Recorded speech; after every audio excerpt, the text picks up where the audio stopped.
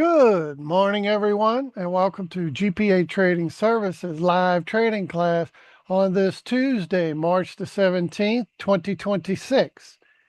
As you know, today is Tuesday, Gary's Market Forecast, or GMF.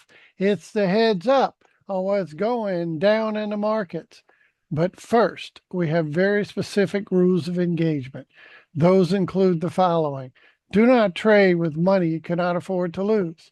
Always trade with protective stops. Make certain the 4-hour, the 1-hour, the 30, and the 15-minute time frames align prior to trading with the MPA PE5 version 5.0 software. Also adhere to very strict money management rules, which includes never risking more than 2% of your entire account balance on any one given trade.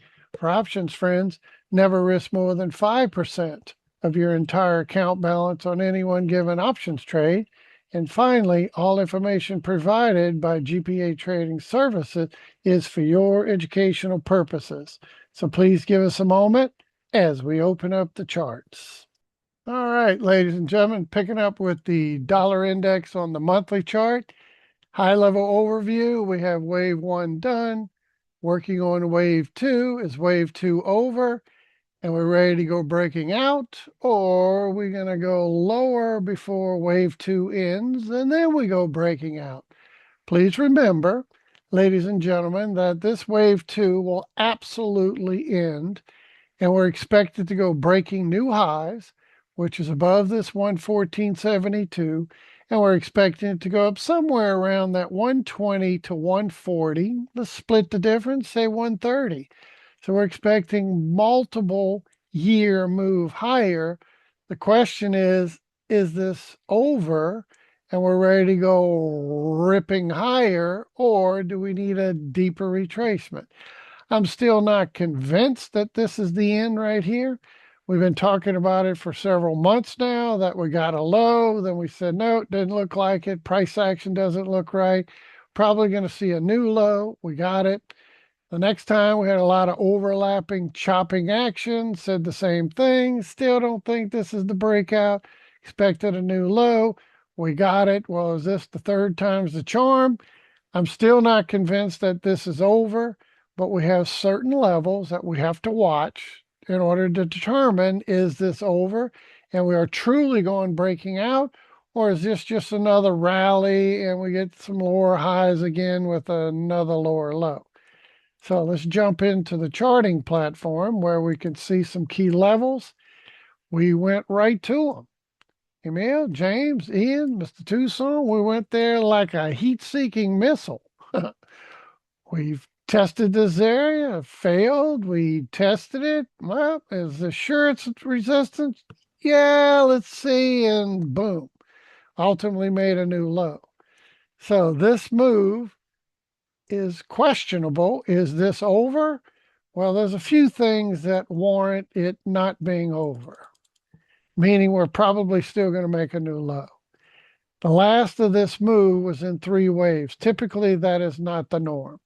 You can have a big ABC correction that ends and then you get a trend reversal, but the C wave of that typically is in 5, not 3.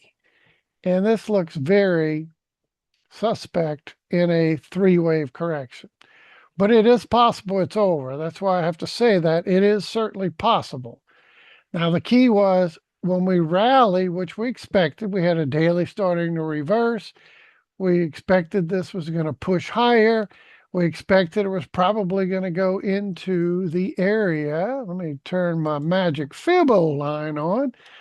I can't do anything without the Magic Fibo. That's important. Got to have your Magic Fibo on there. So we kind of broke above, retested it, went to this next zone. Now, there's a couple areas we need to be careful. First off, for support. If we come back and retest this and then bounce, let me move my big cursor. So if we drift lower, retest the Magic Fibo, bounce, and then break above this high, that kind of sets the tone. We're going to go higher. And if we can push this toward this 102, remember, the dollar has a big short squeeze up here. That started this last year, and it's where everybody said anything but the dollar. The dollar is going to go much lower. Just sell the dollar. And there's a lot of money still involved with selling the dollar. It ties in with the Nikkei and the Japanese yen. You borrow at a low interest rate, you take that money, you invest it in our tech, like NVIDIA and all these other stocks that were zooming last year, and all our tech, AI, maybe some crypto, et cetera, et cetera. So you borrow money cheap, what we call carry trades. And then we look at the dollar weakening and this pushes lower. So this is why we're looking for this to go lower. And the question is this over? Well, remember this picture. This is critical because at some point the wave two will end. Is it now? Is it later? At some point, it is good to go. We're expecting that we would see this ultimately head lower, but at some point, once it's over, that could be the end of it here, and then we go busting off. Maybe that's it. But up and until price proves otherwise, we have to take into consideration that maybe this isn't over. That's why we kept saying it months ago. We're probably still going to get a new low. We got it. Still going to get a new low. We got it.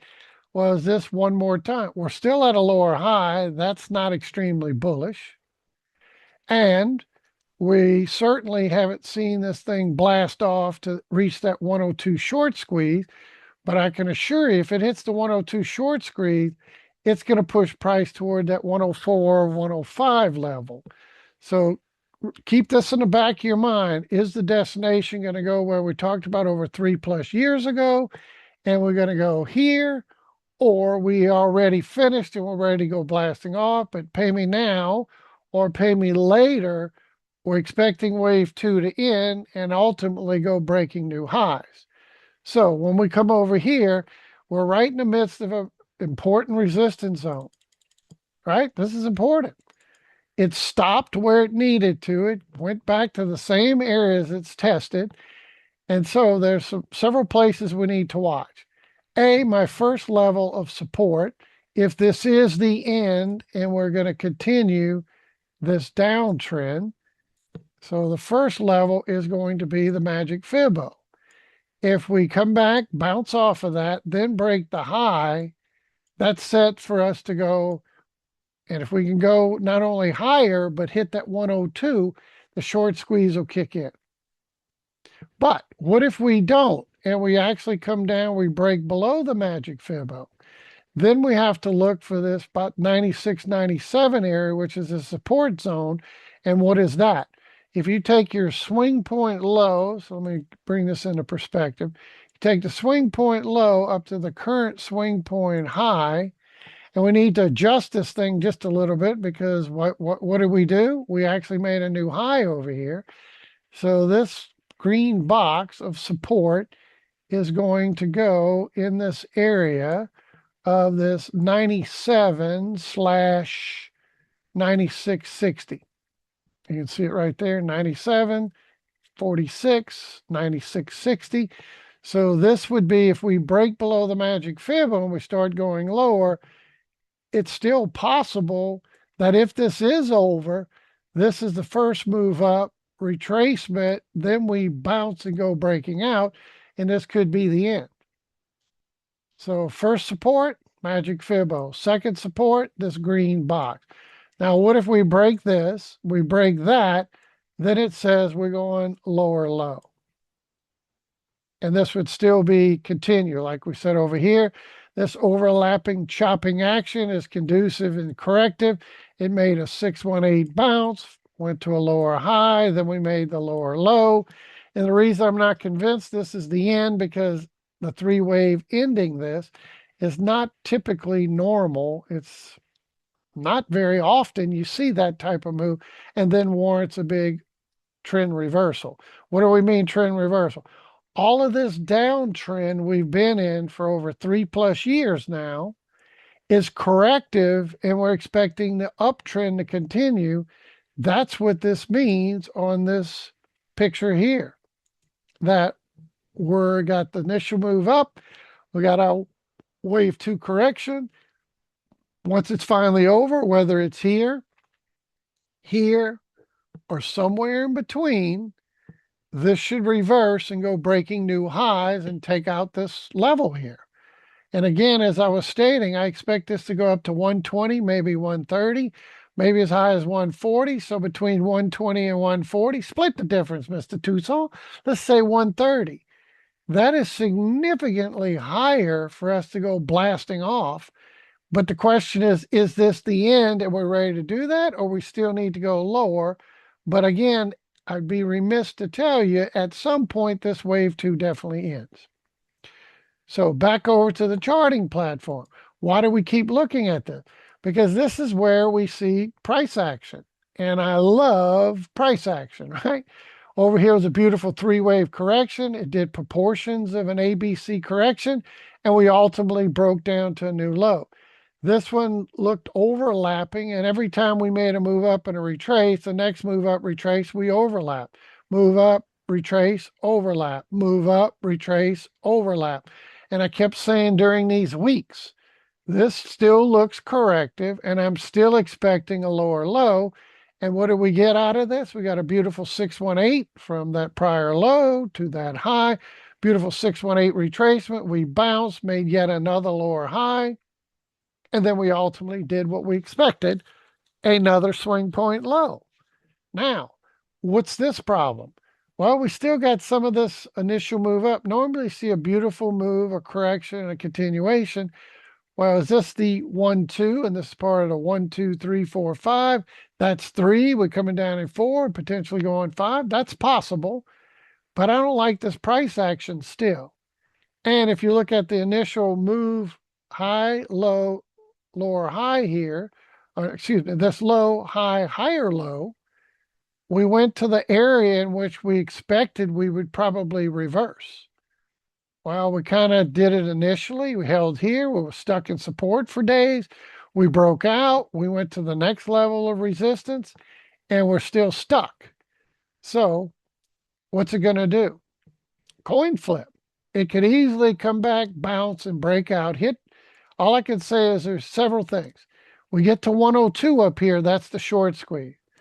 I would expect if we get to this 102 level right there, 102, this is going to go ripping in a short squeeze. What if we don't and we start breaking down? First level we got to break is Magic Fibo. We get below the Magic Fibo, kind of get a little warm and fuzzy feeling that, well, maybe we are going to another lower low. The next level would be the 618 off of this new low up to this current high. That 618 is right there around that 97.50, 97.46. So if we start closing below that and break below this prior swing point, we've been talking about this for weeks. When we first moved up, checked here, moved up, checked there, then we went up. So if we start breaking this level, which is the 618, then we break the next level, which is this higher low here, that sets the tone. We're going lower low. So up and until then, it's kind of a coin toss. Do we break out or do we break down? I'm still leaning more we're breaking down than up because price stopped exactly where it's supposed to. Now the question is, did it just stop for a temporary reprieve and we come back to the Magic Fibo, bounce and break out? Or do we break down? So like my old default saying is, until price proves otherwise, we need to continue what we know.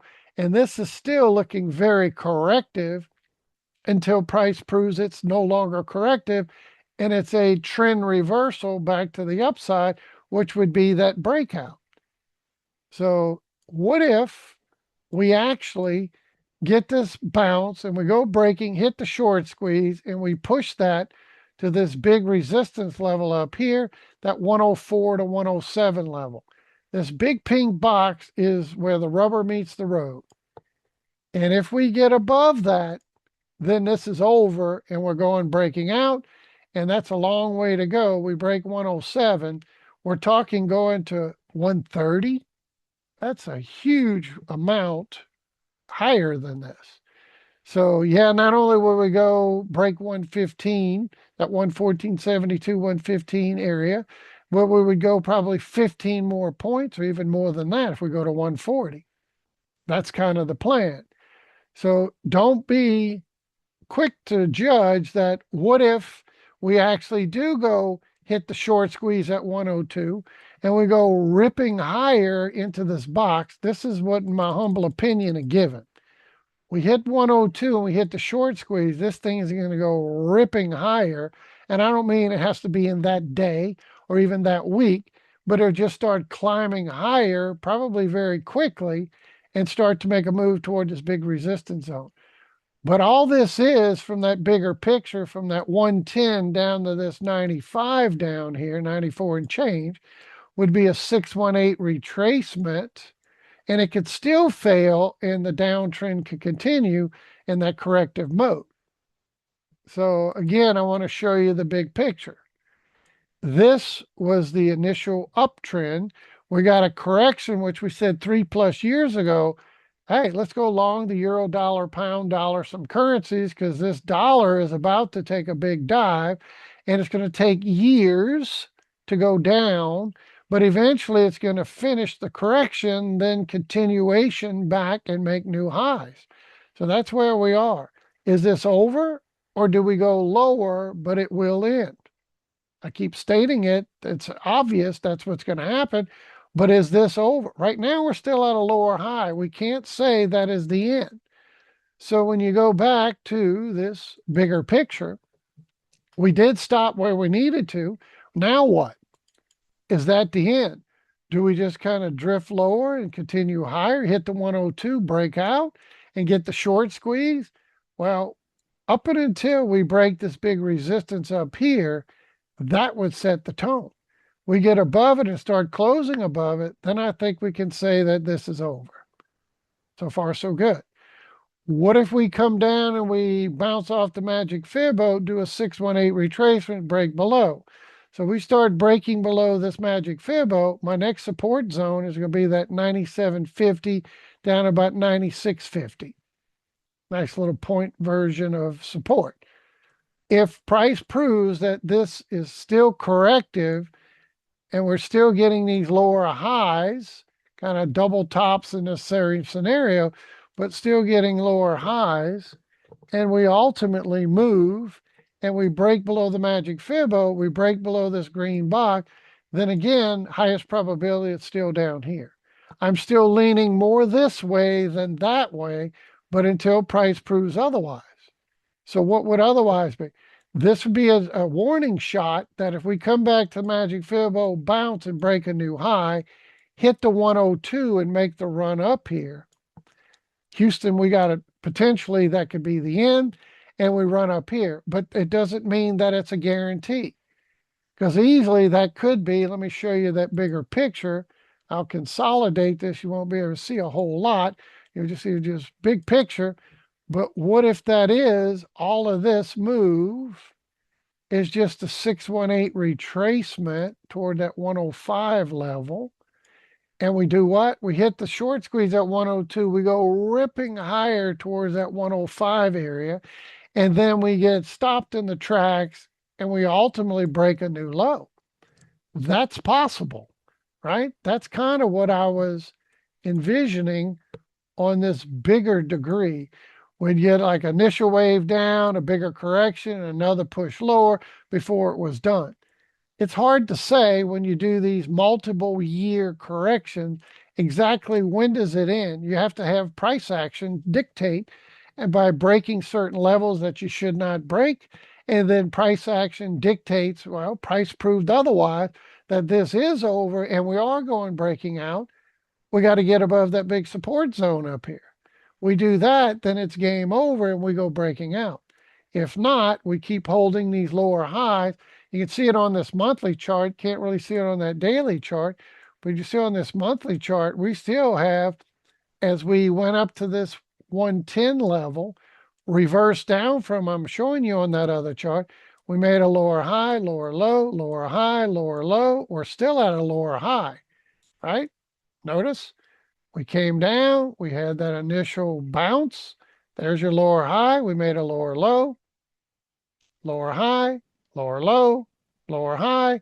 So we still have that intact. And as long as that holds, that lower high scenario, we're in the corrective mode of moving lower. Yes, this will end and we will go breaking out at some point, but as long as this holds, we're probably still need another lower low. Then we start breaking out, hitting these resistance, break that 618786, and it kind of sets the tone. High, low. Well, Emil, what if we go down and we actually make a lower low down in this area? And we have the high, low, and we get that 618 retracement and we break it to the upside. Then it kind of sets the tone. We're going breaking out, and that's the end of this wave too. We don't have that here. We're not even close. That's why I keep showing you on the charting platform. We not only have to break 102, hit the short squeeze, but we've got to break this big pink box up here. We break above that, I can clearly say at that point, price is proving it's over. Look out, we're going new highs. And where does that mean? I'm looking to go way up here in this big bubble, somewhere around that 120 to 140 and kind of tying in around that 130, kind of split the difference, right? And what is that? Go out to the high time frame. We had some big highs before. Back in 2001, 2002, we're up here around that 120 level. I expect we're going to break that. So this corrective, when it's over and we go breaking out, not only are we going to break the 115 we've been looking at for over 3+ years, we're going to go breaking this high over here and then set up potentially going not all-time highs. I got to go to like a monthly to show you that, but at least move toward all-time highs. So if we're going to go breaking this high around that 120, aka my target 120 plus to 140, that's kind of where I'm saying 130. Could we go and make all-time highs? I don't necessarily see all-time highs, but I definitely see a break above this high when it's over. The question is, do we need to go lower first before we then break 115, ultimately break 120, and head to this target zone? This is extremely high probability target zone. Write that down. This is extremely high probability target zone. It's probably years away. It doesn't mean, well, it's your target zone. That means this thing has to go ripping up there in the next week, next month, next year. It could take multiple years to do it. I just want to put that out there as well.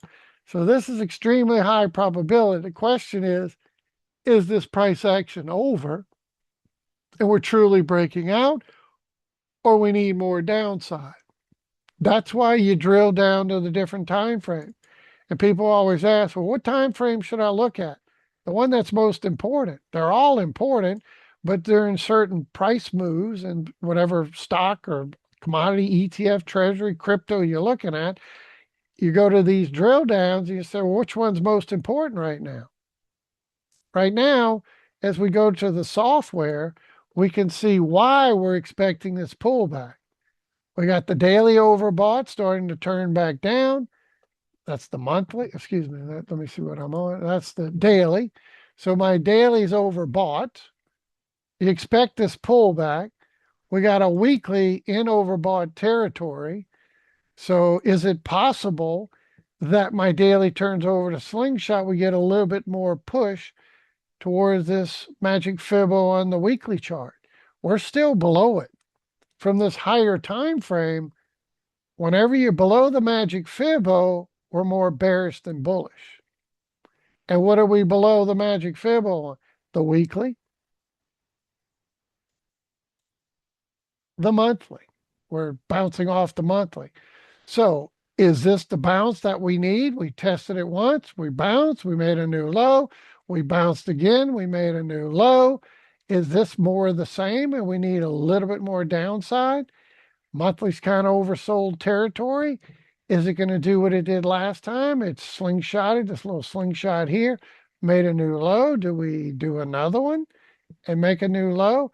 But this is why you can see why I'm expecting at some point this is going to end and we're going to go breaking out, as the monthly could easily do that one more time and give us another push, right?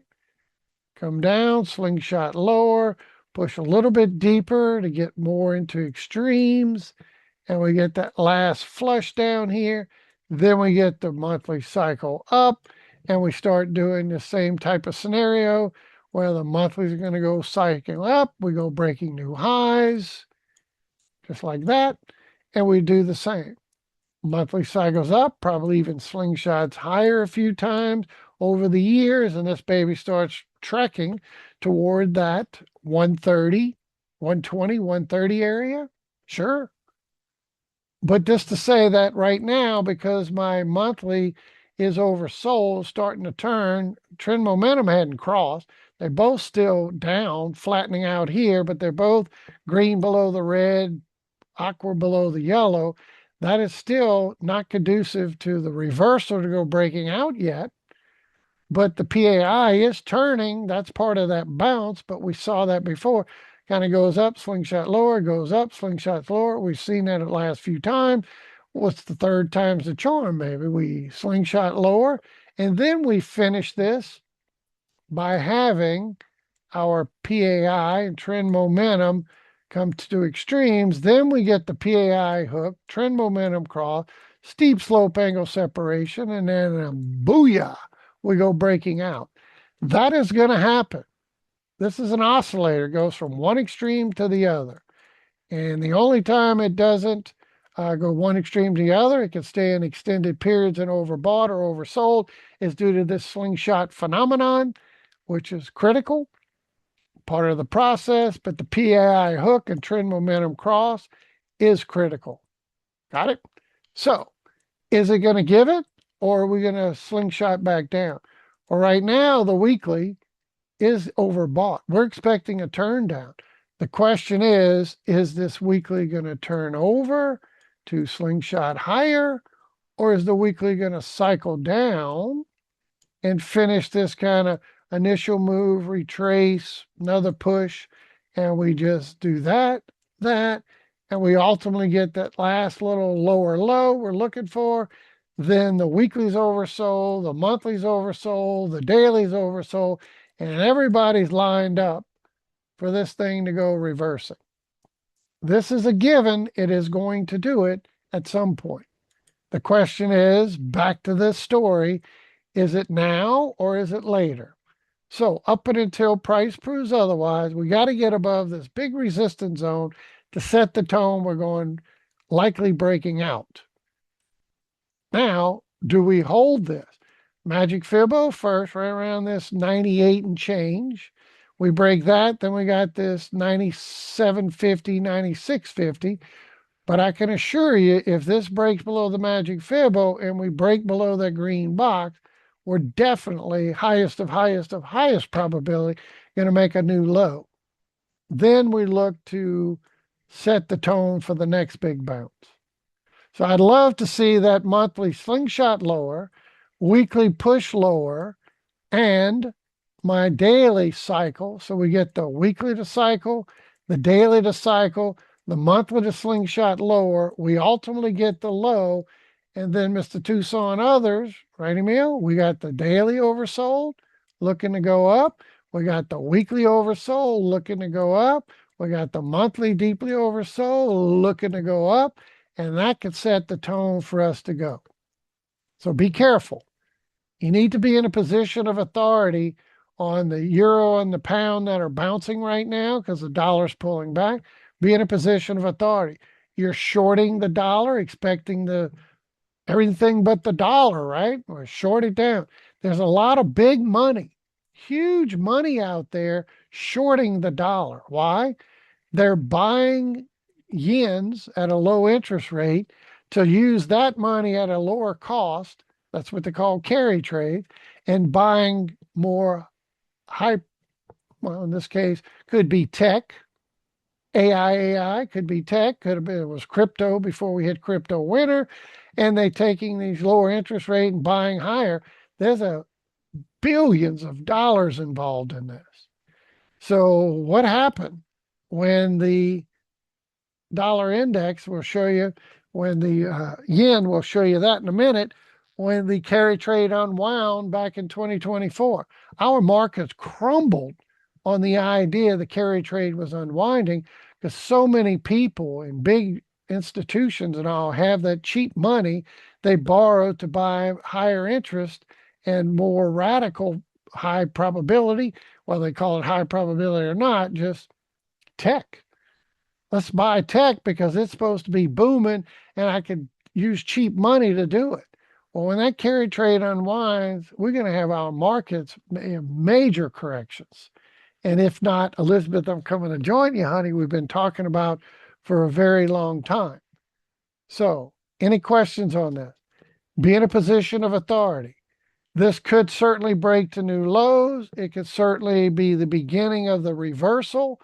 But until we break above this is still possibly breaking lower.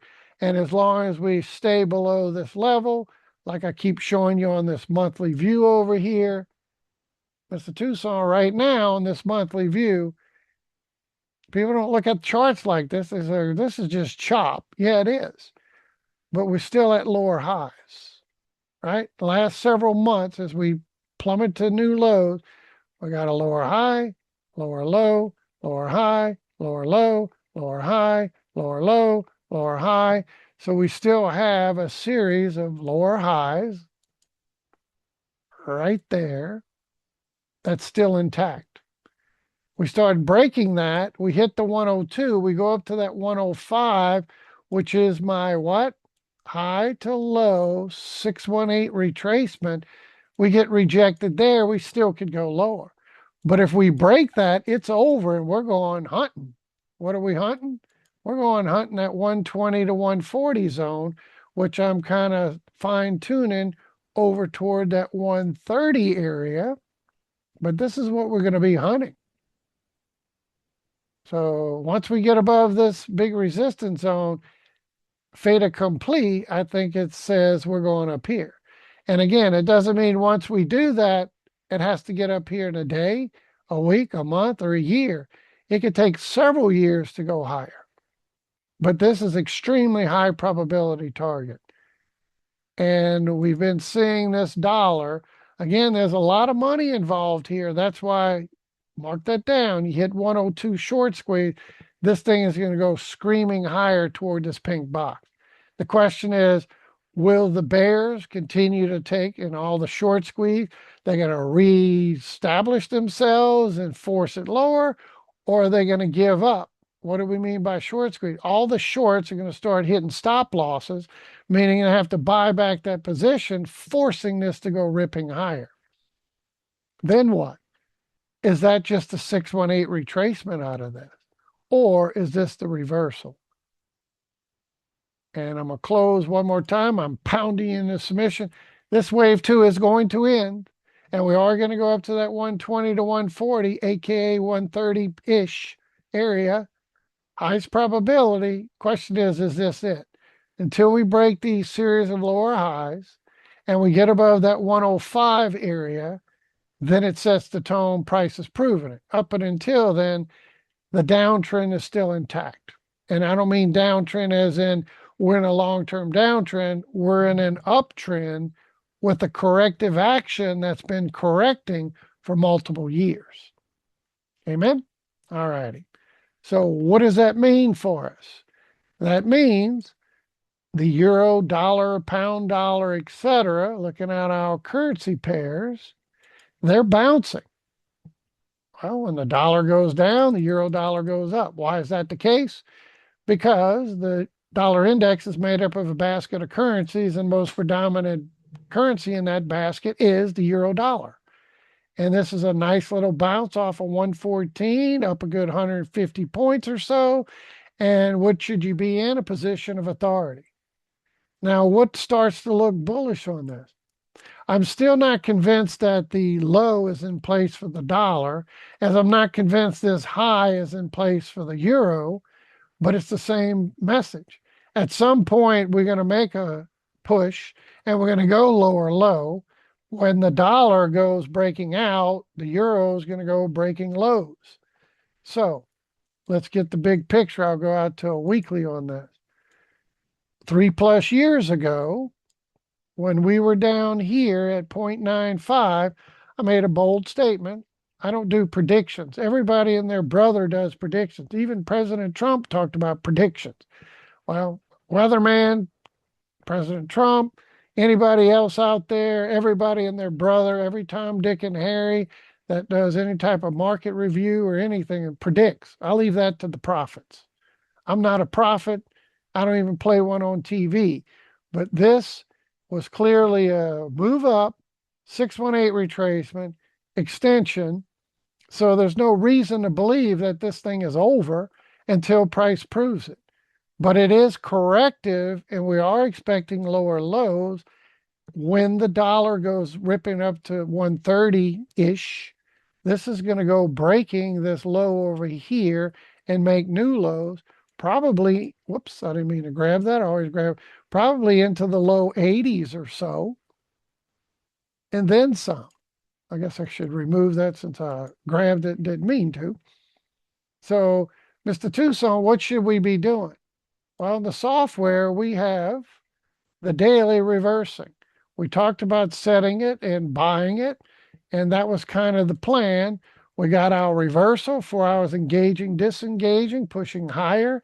The daily is reversing right there. Got the PAI hook. We're just about to get the cross, and I do expect more upside, but I would be in a position of authority. Now that it's bounced like 150 plus pips, and I had to do some work on my platform, so that's why the stuff is not running. But in my real accounts, I'm long the euro dollar, long the pound dollar, expecting this to go higher. I'm in a position of authority, and I'm looking for this to bounce. We got to get above the Magic Fibo. We got to get above the cloud, and then it's game on to go making new high. Well, guess where the cloud sits? We use multiple tools in this class, another tool in the toolbox, but they all tie in beautifully with the software. This high to this low, this Ichimoku cloud is the 618786. So to put that into perspective over here, you come over to this euro dollar and you get your recent high to low in that 618 retracement zone. I have to move it because we got a new low here now. But from that high to this low, look where that 618 retracement is. It's right near that price action where we kind of double stacked here. We got a 6786 where that one, 618 there. Just like the inverse on the dollar index, we showed the same thing, but to the downside, this is to the upside. So when do we get warm and fuzzy on this trade if we're in it, in a position of authority?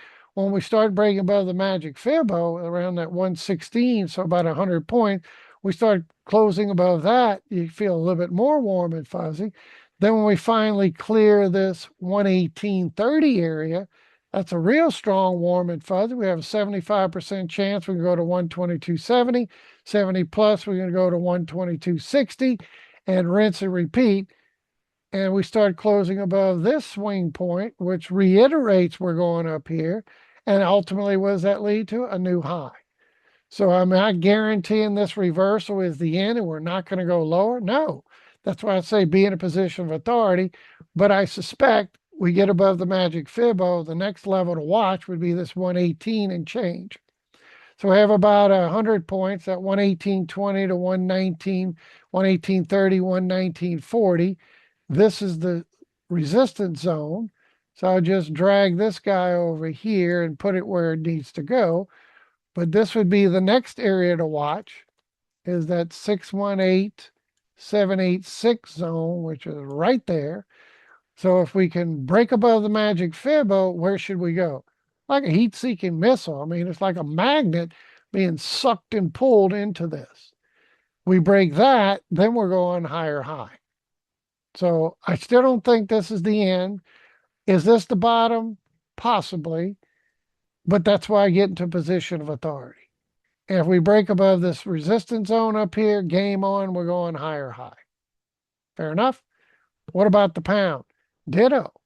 We're down here in 132. We're up in 133.50 or so, about 150 pip bounce-ish. What are you doing? You're in a position of authority, just like I was on that bounce. I was in a position of authority, took aggressive profits, and then we got pipped out, got back in. Rinse and repeat. So I'm in this position of authority. What if we go breaking out? Well, I'm going to make hundreds and hundreds and hundreds of more pips. Price hasn't proven we're over. We did take this deep retracement, but we're still at a higher low. Yes, once we get above the magic Fibo, that's a warm and fuzzy, but then we have to do the same thing. Well, Emil, what if I'm in this trade up 150 points and it keeps going? We get above the magic Fibo, that's another warm and fuzzy. We break this resistance zone up here, and I'm just fine tuning it because we did get a new low here. But we started breaking above this 136, 137 area, which is this pink box. Game over. We're going to 139, 140. Confluence of events, we're going to 139, 50, 140 area. No ifs, no buts, no and. We what now? We break above this. Not that big. Little slipsy there. But we break above the magic Fibo, we come in this area, we start closing a candle body, not a wick. Close above that, we have a 75% chance we go and visit 139.50. 70+% chance we go and visit 140.30 area. But that's a several hundred points to get up there, right? We're at 133. We got to get above this 136 area to set the tone. Then we got to clear this last little hurdle on this upper side of 137. But we actually close above that pink box, it's over. We're going. So be in a position of authority. If it continues, great. What if we get pipped out? You got your weekly getting oversold. You got your daily and oversold starting to turn. That's where that bounce came from. So I'm looking for more upside no matter what. Is the weekly just going to go up the slingshot lower and we rally into this zone and fail and then go lower? Maybe. But looking at the software, we're expecting that bounce, and that's what the pound is doing for us. Daily starting to turn up, or weekly's oversold territory. So are we going to slingshot and go lower? Then we get maybe one more push. This thing goes up, daily slingshots lower, weekly pushes a little bit more. We finish that cycle. I guess I got to replace charge my mouse. It looks like it's a little weak here. But if we're going to get a little bit more downside, then we reverse with the weekly? Maybe. And that could give us the weekly breakout like we did last time. We did go on to make a new high with that weekly reversing there. Do we do it one more time? Possibly. And again, at some point it's going to end. Look at the monthly. The monthly's kind of overbought territory, kind of engaged up once, made a new high, just like, in the dollar index and those others, they kind of engaged down, made a new low. These made a new high.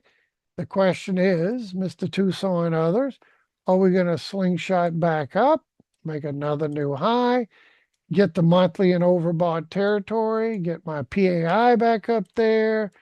The only AI you need to know is the PAI. When that baby's overbought and we hook back down, we get a hook and a cross like we did here. PAI hook, trend momentum cross, steep slope, angle separation.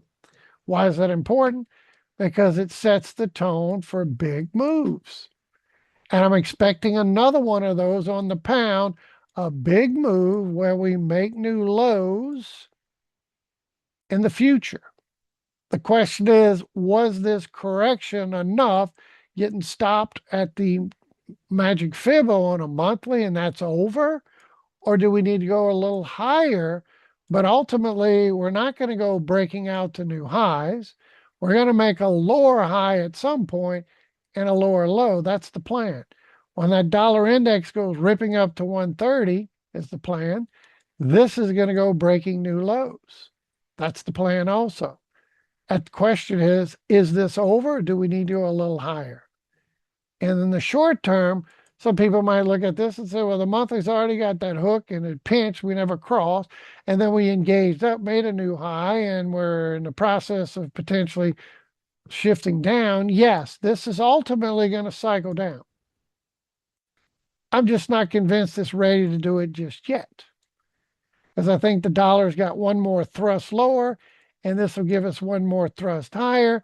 Then it could set up a more appealing correction to reverse back to the trend of the down. See, the pound's been in a downtrend for a very long time. Since its all-time high way over here, we've been making lower highs, lower lows, and we're continuing, and it's going to do it again. But it doesn't mean we can't go higher first before we ultimately go lower. We kind of did it over here. We had a big push lower, kind of made a lower high, higher low, and we chopped for a while till we finally broke what appeared to be, oh, it's a breakout. There's my bottom, and we're just ready to go blasting off to new highs. We did break out to set the tone for the next low. Then we kind of did it again, kind of chopped, made a new low, went here, made a slight higher high, then we made a new low. So do we need to continue that process where we need to make a slight higher high, and then we make a new low? Only time will tell. But the monthly is overbought, but what's the problem? My weekly's getting oversold and my daily's oversold. So that is telling me this baby is going to bounce, and that's why we're in a position of authority right now. And even if this slingshot's lower and we get pipped out again, like we did here, made a few hundred pips, got pipped out, make some pips, get pipped out, then I'm looking for this reversal. Well, once we're ready for that reversal, yeah, I'm going to go back short. This is the big picture. I was short the pound dollar and euro dollar for many years until I knew this big correction was coming. Now I'm looking for this reversal at some point, and we'll have several more years down again. But is this over now? Maybe, maybe not. So be careful. That's why you look at the cycles. Be one with the cycles, young grasshopper, and look for this to go higher as we depressurize, and my weekly could join forces with us, or we get one more pip out where we make some profits, get pipped out for more profit, and then we have a combination where the weekly finishes the cycle, my daily returns back to oversold, and we get a daily and a weekly hooking and crossing. And why is that important? When you get a weekly PAI hooking across, the daily cycles. When you get a monthly PAI hook and cross, the weekly cycles. When you get a daily hook and across, the 4-hour cycle. It's great for options traders. When a 4-hour hooks and cross, you get a 1 hour to cycle. When a 1 hour hooks and cross, 15:30 you do a cycle. It's like clockwork. A 15-minute hook and across, the 5-minute cycles, on and on. That's high probability. So how's that help me? Well, what's a cycle? A year, this weekly cycle takes about 2 to 5 months to cycle. A monthly cycle takes about 2 to 5 years. A daily takes about 2 to 5 days. Daily takes 2 to 5 weeks. Weekly, 2 to 5 months. Monthly, 2 to 5 years. So how's that help me? Well, if I'm expecting a big cycle to occur, I can buy options knowing I'm looking for the daily cycle. So what does that mean? I get a weekly PAI hooking across to the upside. That means the daily is going to cycle, highest of highest probability. And when cycles, price goes higher. So what does that mean? I can buy based on a weekly PAI hook and cross. I can buy options out for expecting a daily to cycle, and that would be at least 2 to 5 weeks. So I wouldn't play a weekly option on that. I'd play at least a month, 45 days or more, give it plenty of time to cycle. I digress, but you get the point. So where are we headed? Let's finish up and get to the more important markets and where we stand and what's happening this week. Euro yen, still expecting a push lower. These have been chopping after initial move.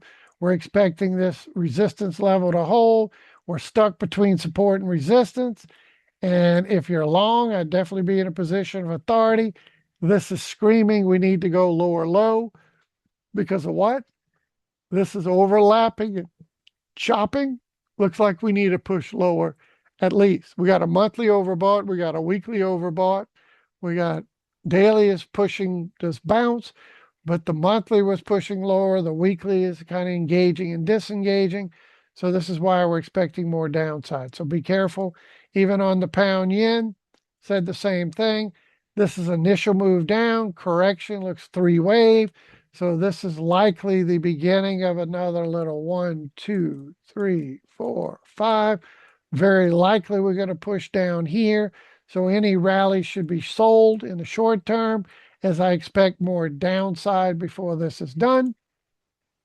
And if you look at the bigger picture, this is the one I was going to show you. This was the carry trade unwind back in 24. We lost 2,700 pips. Massive recline, huge. Happened very quickly. Well, that was very impulsive. Since this low, we've been chopping and overlapping.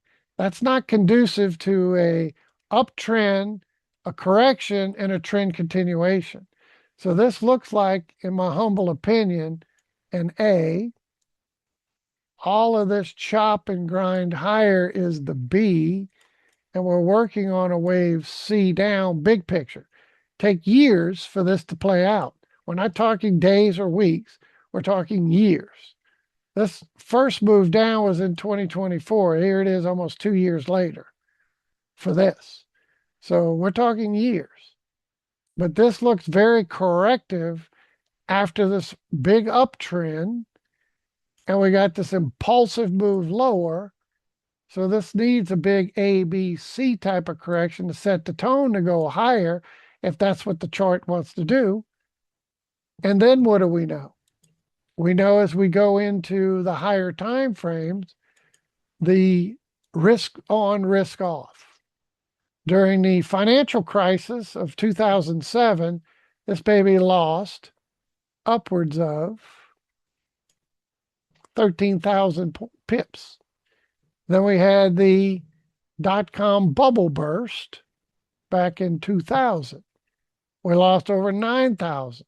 So when our markets go tumbling and crashing and everybody's running for the streets, markets are crashing, typically the yen strengthens.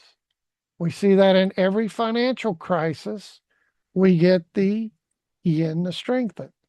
So what's setting up? We're back to where we were, monthly, weekly, daily overbought.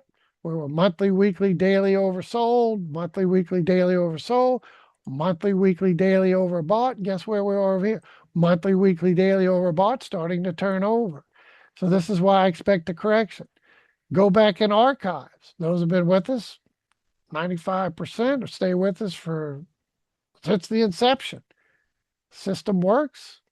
Trust me. You don't trust the person that you're with, leave and find somebody you can trust. Hopefully everybody gets an opportunity. But I said back in COVID, we were going to break this high and go up 8 to 10,000 pips. We got exactly what we were looking for. Then all of a sudden, this happened. That big carry trade unwind right there. That carry trade unwind happened. So what did I say after that?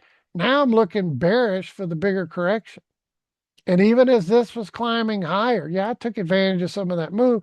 The software told us it was going to go higher. But ever since then, we've been get to a short position, get pipped out, get to short position, get pipped out, get to short position, get pipped out.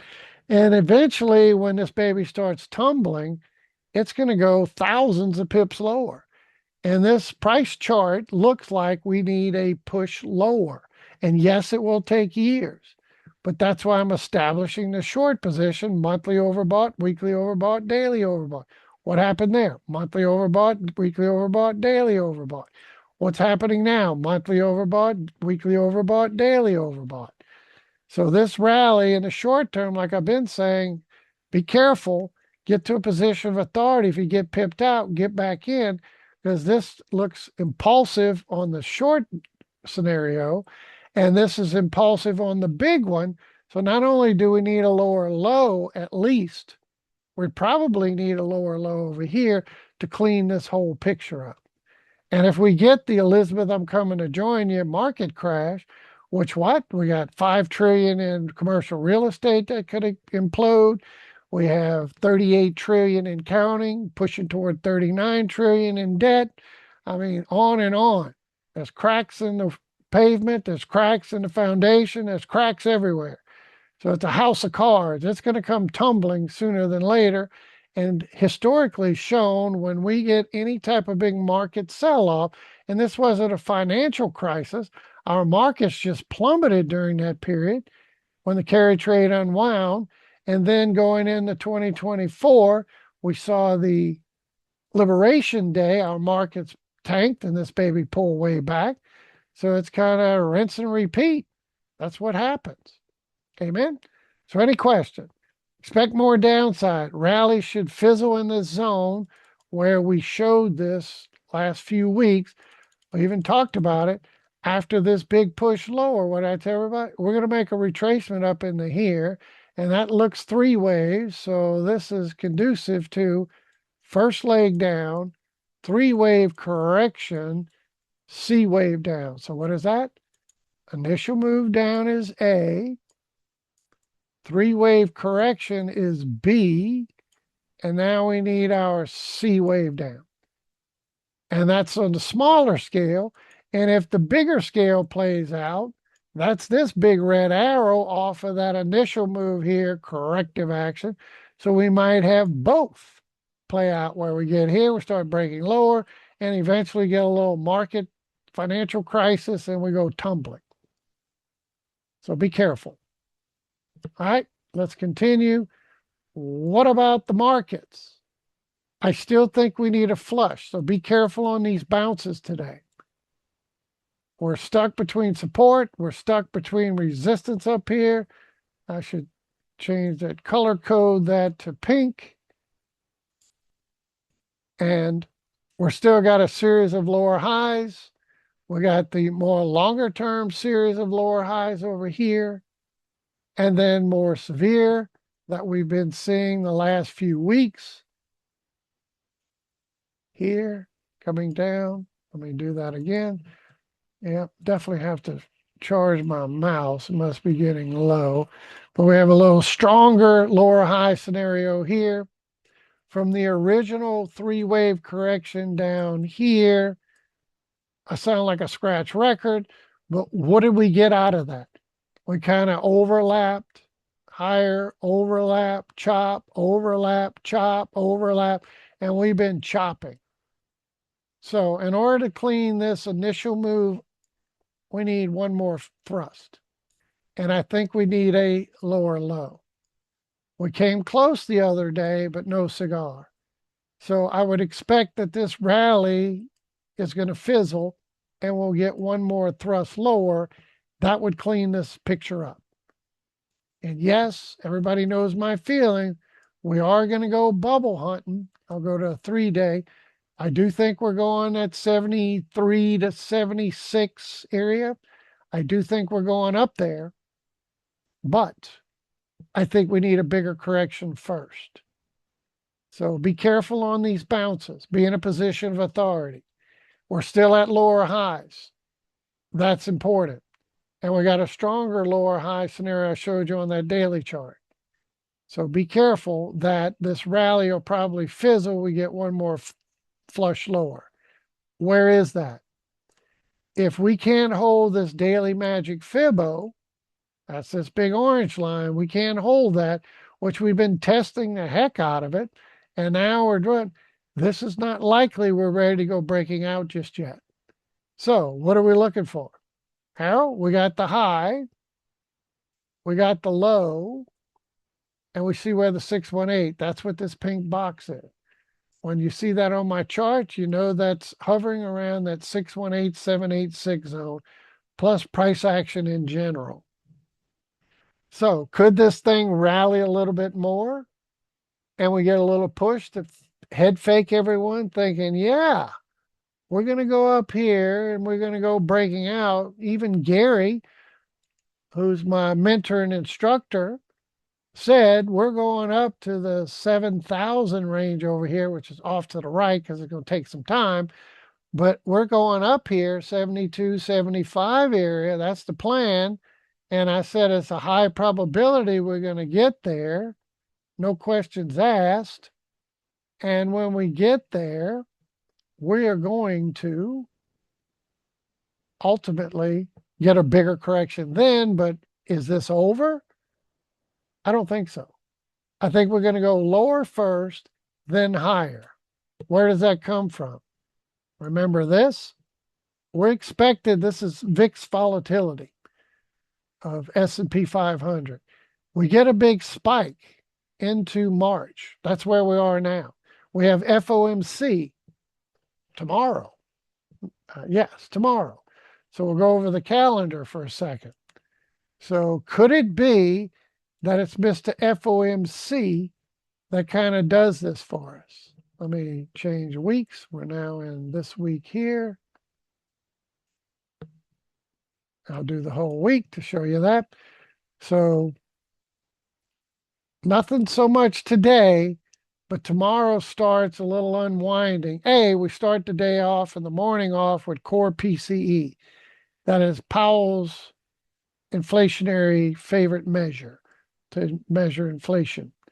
So if this thing prints hot, that might throw things into a tizzy, some volatility. Then we come later in the afternoon, we have FOMC. Now, they're not expecting a rate cut. I know Trump wants a rate cut, but we got a little tool we look at to kind of give us insight to whether we're going to get a rate cut or not. And it's screaming we're not going to get a rate cut. That, where the markets are expecting rate cuts and we're not getting them, that could spurn a big sell-off going into jawboning from the Fed, like he likes to do, and his reign is about to end here soon. He'll probably take advantage of the podium like he always has. Prior FOMC chairman never spoke at every meeting. This guy loves his spotlight. So what's Powell going to say? Well, by not cutting rates, it can spurn everyone's disappointment. And then he says something like, well, based on inflationary pressure, oil prices, the war, the tariffs, blah, blah, blah, we don't foresee cutting rates anytime soon. And that could really get that market sell off. So this right here between tomorrow's core PPI scoring, and then the ultimate FOMC and statement, we could see that market give us that big sell-off going into the end of the week. And then we buy the dip and look for this thing to go breaking out. So let's see how that's going to play out on the charts and see how we stand. So Emil, James, Ian, Alan, all of our archivers out there, be careful on this bounce. I'm not convinced, looking at this price action, that this is done and we're ready to go breaking out. How do you change your tune? We've got to get above this pink box. We got to break that lower trending line, lower high trend line. That is still extremely bearish.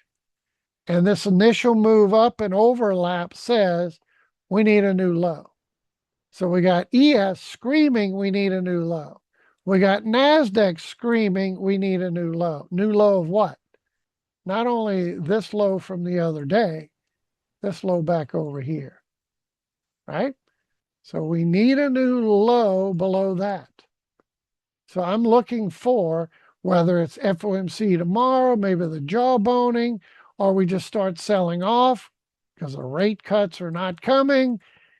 Look for a push lower then it'll clean up this chart to warrant the reversal and us to go breaking out.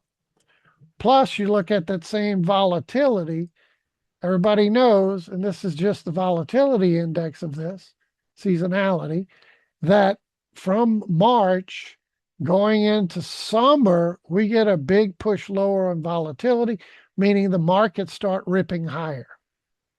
So the timing of seasonality sets up us going ripping higher into summer, then into fall.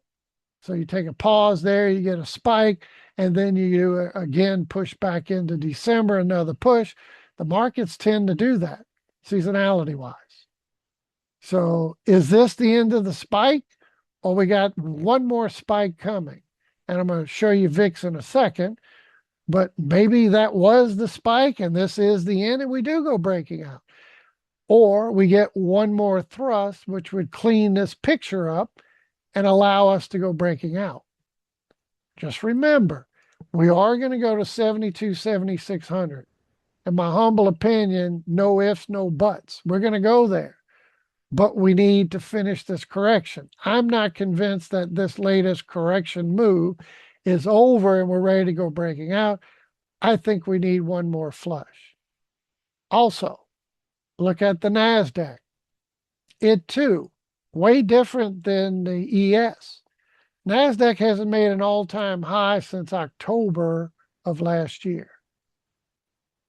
ES barely made a new high since then, but you can see Mr. Tech did not. The techies did not make a new high. That is a lower high. And we have a series of lower highs still. So this looks impulsive. This looks overlapping and corrective. And what do we need to clean that chart up? We need a new swing point low. So I've been calling for it. We almost got it. I wish this would have dipped down here. Could have cleaned the chart up to warrant a breakout. But this pop, and then we're just kind of still chopping at lower highs. We really need that thrust lower. Is it a guarantee? Well, there are not many guarantees in life. And no, that's not a guarantee we have to flush, but it sure would make things a lot more interesting if it finally did flush out. And then we could buy the dip down here, salivate to look for this thing to go ripping higher into the 27, 28,000, maybe higher, kind of the plan. You come to a weekly chart.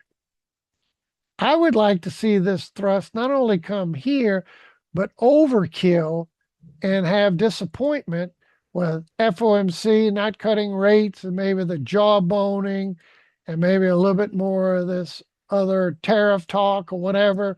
We get a bigger push lower, maybe toward this 20,000, 21,000, and we get a combo meal. What is a combo meal? From the prior low up to the high, you get a 618 retracement and a Magic Fibo bounce that intersect together. So you get a 618 retracement that happens to be at a Magic Fibo, and you get a bounce there. That could lead to some massive upside. Not only will we go extending the original target I'm talking about, 28 or so, but it could extend toward 30, 31, 32. And if this plays out just like that, we low, high, we get a retracement, we bounce off this Magic Fibo on a weekly, which would be a 618 retracement plus a Magic Fibo bounce at the 618. We call that the combo meal. That typically can lead to a huge surge of a 1618 extension. Look where that puts us at 36,000. That's an 11,000 point move. And if we drop down here to 2021, you're talking 15,000 point move. Wow. That's enough to get you rocking, isn't it? So all roads lead to likely need another low before we go breaking new highs. So write that down. All roads lead to a lower low before we go breaking new highs. The question is, do we break to this 23 level, or do we go further toward that 3-day weekly type of correction down in here? We shall see. But I would definitely be in a position of authority. Yep, we're up 360 points. It looks like we're going breaking out. Well, tomorrow is FOMC. And what does this tell us at FOMC? Here's the little secret tool. It's called the DGS2, which is the 2-year maturity rate. And you put on this chart, let me get this out of the way for a second. You type in DGS2 for the 2-year maturity rate, that's in blue. Then you add to it, you hit the plus sign and add to it the Fed fund rate right there. Click that. And it prints this line on the chart. Then you come over here to your margin, this right margin over here, and click regular. And lo and behold, what do we know? Well, everyone thinks the Fed makes the decisions. They decide when to raise rates, they decide when to lower rates, and it's all about what they think and when they think it.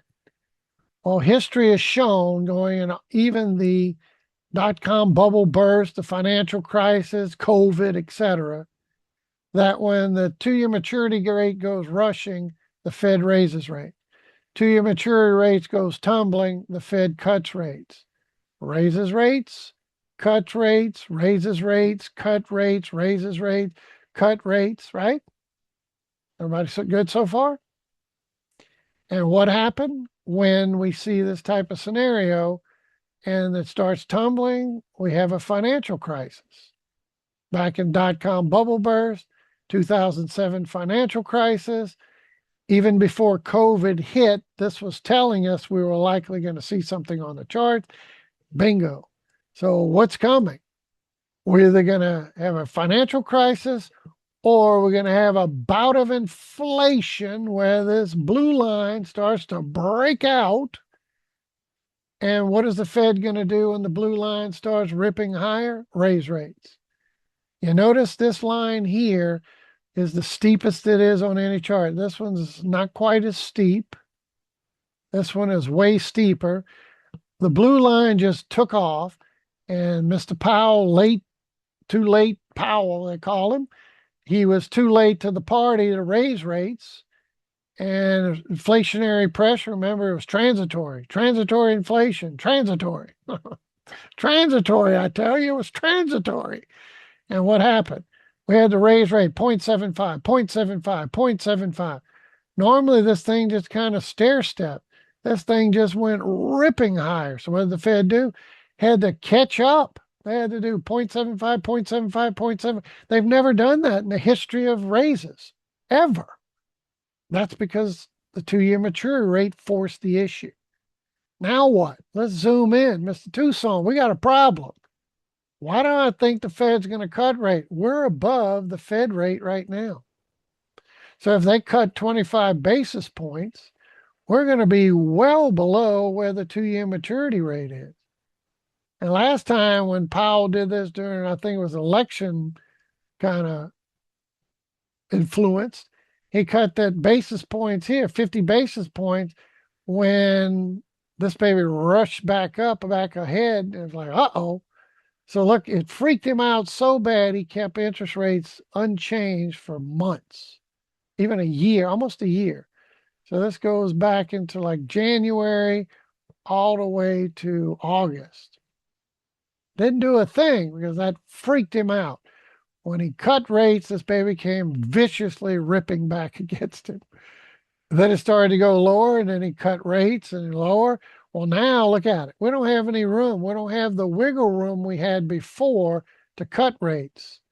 And not only that, going into tomorrow, we're above that rate. So you can zoom that in and you can see what that looks like. We're actually above it. So I can't see him cutting rates tomorrow. That could spur on the market sell-off. So it kind of fit in the mold. This pushing up, Fed don't cut rates. They continue to talk to jawbone. Markets get disappointed because everybody wants rate cuts, and it's not happening. easily see that go ripping higher. All right. Now, oil prices probably had something to do with this. We shall see. But if oil prices continue higher and we go ripping instead of this pullback, which I think is probably over and we're probably going to normalize back down, if it decides something else happens, more rockets start flying, et cetera, and oil prices start ripping into the 130 and breaks out, goes to 140, 150, this thing can get out of hand and inflation can take over. And I kind of warned you about this a long time ago. We might see that inflationary pressure where not only is the Fed not going to cut rates, the Fed's going to have to raise rates, excuse me. If this blue line starts running higher and we start breaking out, the Fed's not going to cut rates, they're going to raise rates. Remember, when this baby runs out of control, Fed raises rate. When it starts tanking lower, the Fed cuts rates. So we're right at a cusp. Are we going to raise or we're going to lower? I don't see us lowering because we're above the Fed rate right now. 25 basis points on that orange line would put us way down here, and we're above just doesn't fit. So let's see what he does. And just to spite, I'm sure, Trump for replacing him and criticizing, I'm sure he's going to go just the opposite. He'll probably jawbone and just for the spite of it, so the markets sell off. We shall see. I digress, but you get the point. So this right now, this little tool is your secret. DGS2, 2-year maturity rate, Fed fund rate, plot that on a chart, and then we keep you abreast of where we think rate cuts are coming. Every time we went through this process, we talked about, are they going to raise rates? Are they going to do this? Are they going to cut rates? I think he overshot to the upside as transitory inflation was too late to the party to raise rates. He was late to the party to stop raising rates. And then he's late to the party where he should have probably stopped raising rates over here and just let it go. But no, he had to go even further. And then now we see this. Are we going to go breaking out where we got to raise rates further? Or we can get a market financial crisis and we go tumbling lower. One of these is going to take place. Which is it going to be? Well, right now, it says we're not raising rates. We'll see how that turns out tomorrow. Fair enough? So, any questions on the markets? My humble opinion, that's all this is a humble opinion, but it's based on a God-given talent to read and interpret price on a chart.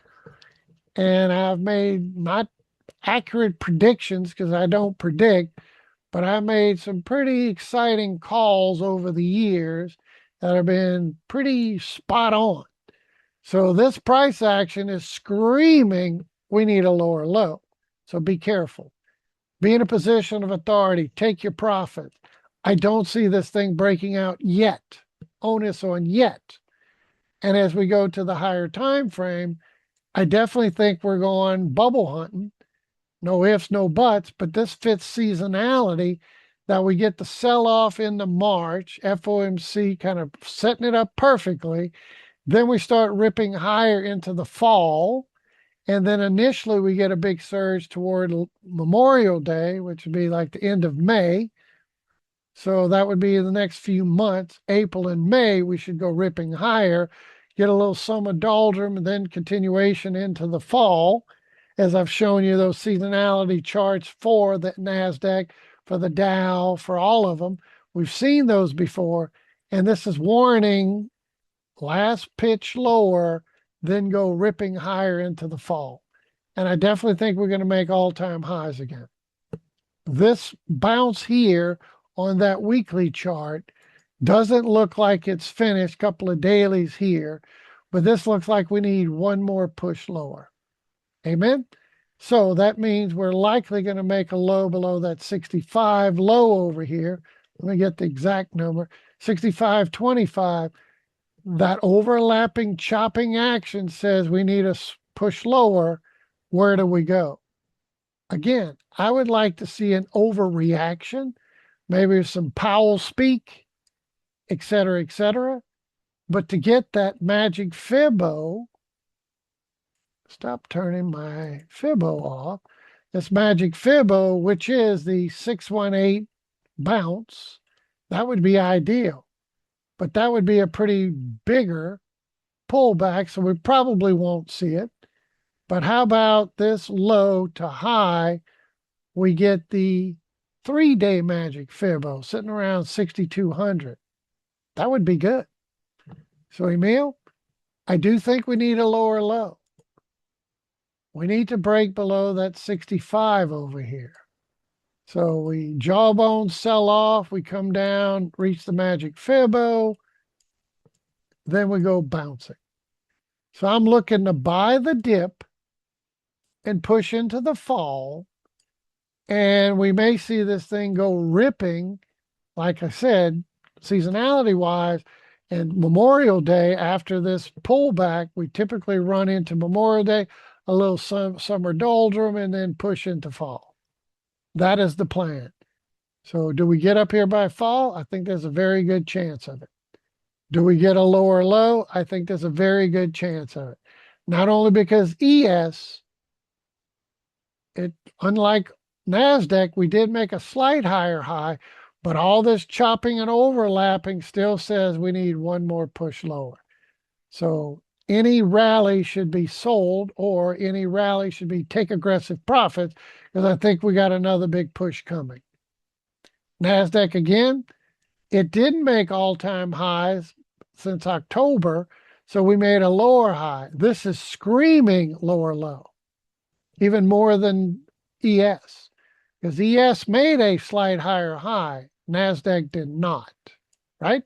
And then we have this more severe lower high trend line. So I said it going back weeks, said we're going to get a lower low. We almost, I was just so disappointed we didn't get it, Harold. I wanted the lower low so I could go long. But I don't think this rally is the one that we're going breaking out yet. I think we're going to get lower low. And I'd love to see this come down toward this Magic Fibo. So we're looking for the low 23s, maybe mid 22s, 1,000 that is, and look for this thing to go bouncing. If we can get an overkill where we actually come down toward that 618, around that 20, 21,000 range, then we would get a beautiful, right here, weekly, which would be that combo meal. So Harold, I'd like to see the markets just tank. Next few days, maybe the rest of this week, going into next week. Maybe we get a big final Monday sell-off next week, finish the flush, and then we start ripping into the fall. Got it? So are we going to get this bigger retracement? All we really need is a lower low to clean the picture up. But the lower we go, the more I salivate. If we get to this bubble, great. We get to this one, even better. Amen. So I'm looking to buy the dip. And when I buy the dip, I get to a position of authority. And as we start moving from April, May into the fall, I expect the markets will start stair-stepping higher, making all-time highs, and shooting toward our 28,000 target initially. And if it turns out we could get something overkill where we get that combo meal weekly retracement down to about 21,000. See, this line is sloping upwards and we're at 20,006. But if we push lower and we get that flush where this thing is sloping upward, we get a flush down in here and get that 618 type of retracement combo meal bounce. This thing could set up for blowing past 28 and opening the door to 30, 32, maybe even 36. I like it, especially if we're down here in the low 20s and we could push into the 30s. That's some big numbers. So in closing, definitely think we're going to get a flush. So please be careful.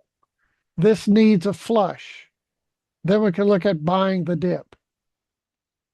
Russell is a little bit different because it has made all-time highs coming into this year,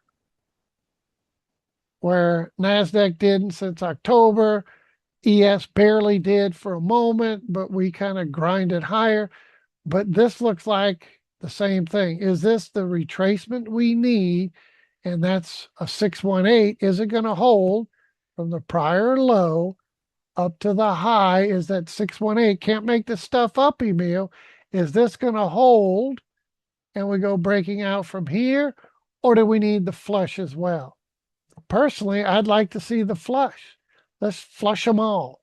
Let's flush on down, make a new low, kind of target this 22, maybe 21 area, and we get the flush, then we go breaking out. I definitely think this Russell is headed to 3,000, 3,100. This is extreme high probability target. The question is this correction over and we're ready to go breaking out, or we need the flush? Based on ES, we need the flush. Now, that doesn't mean because ES needs it and NASDAQ needs a flush that our Russell has to flush, but it certainly can. When you throw in the next question is, what about our Nikkei? Nikkei is the, obviously, Japanese markets, but I look at it as a barometer for global liquidity. And this recent price action, when I warned you this thing was ripping, hit the target, retraced, this looks impulsive, and this looks like the beginning of another thrust lower. And notice how ES looks exactly like this too. Emil, be careful. We could get maybe upon Fed rate or maybe even the Fed's initial reaction, this thing could go popping. This looks like the first wave down, first leg, three-wave correction. So this thing could pop a little more and then fail where we get a big thrust lower. Amen? So all I can say is when global liquidity shrinks, it pulls ES down, it pulls NASDAQ down, it pulls the Dow down, it pulls our markets down. Got it? So this price action doesn't look like it's complete. It looks like it needs one more flush. So it fits the tone with ES needs a flush, NASDAQ needs a flush, and if global liquidity flushes with it, I can assure you this isn't going to go tumbling when ES goes breaking out, NASDAQ goes breaking out, Dow, etc. All our market indices go breaking out while this thing goes tumbling. No. Remember what happened not long ago. Over here was what? That carry trade unwind. Right? Remember that? Went from 42,000 down to 30,000. 12,000 point crash. Very quickly. And since that low, we got all this corrective overlapping. I sound like a scratch record. We had to get a new flush before we could go breaking out. We got the flush. What was that? Liberation Day. What's interesting about Liberation Day in our markets, we had a bigger decline in the S&P than we did for COVID. But there's no mention of a crash or anything like it. It was just Liberation Day. But this set the tone, reading and interpreting this, what our markets would do. And I didn't know it was going to be Liberation Day. I just knew that based on this price action, we needed a flush before we could then reverse. And look at this beauty just ripping higher. That looks like this guy. Psychology of a market cycle. This always plays out. This is where oil is right now, I believe. And we'll go over that in a moment. But you get these big rips and you're going to get a big crash where everybody's optimistic, they believe, they're thrilled, then euphoria. I'm such a genius. Then as it starts replacing, it's complacency. We just need to cool off. We need our next rally's coming. And it chops and grinds and waiting for the next breakout. Then it crashes more. Oh, margin calls. What? The dip is taking longer than expected. Then they're in denial. My investments are with great companies. They'll come back. Then they panic when everyone's selling. Get out. I need to get out. So this is typical. And go back to this chart. That's why I think we need a bigger correction on that. Look at this thing since this correction. Does that not look parabolic to everyone? So market liquidity says we need a bigger pullback and might be pushing us down to these 40s down here, which from the low to the high would be a 618 retracement. So I'm looking for more downside. That picture does not look complete. After that big psychology of a market cycle ripping higher, we need a correction.